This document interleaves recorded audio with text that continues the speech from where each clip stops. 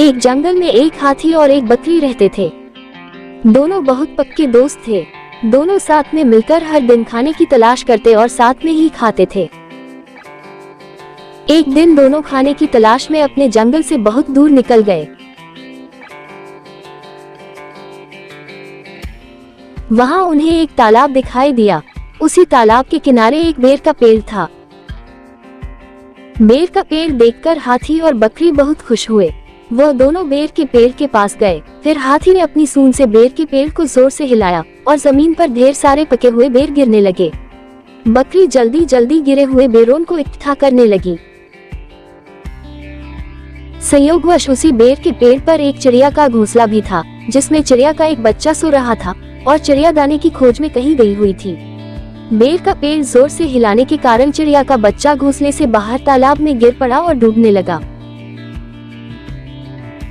चिड़िया के बच्चे को डूबता हुआ देखकर उसे बचाने के लिए बकरी तालाब में कूद गई, लेकिन बकरी को तैरना नहीं आता था।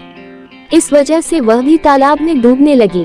बकरी को डूबता हुआ देखकर हाथी भी तालाब में कूद गया और उसने चिड़िया के बच्चे और बकरी दोनों को डूबने से बचा लिया।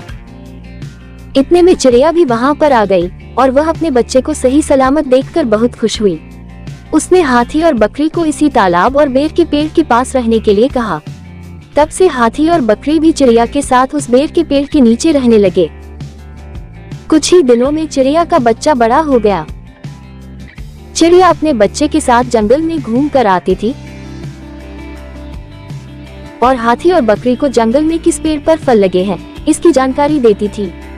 इस तरह हाथी, बकरी और चिड़िया मजे में रहते और खाते पीते थे।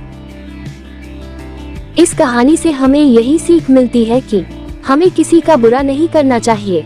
अगर हमारी गलती से किसी को परेशानी होती है तो उस गलती को सुधारना चाहिए और मनमुटाव दूर करते हुए एक दूसरे की मदद करनी चाहिए।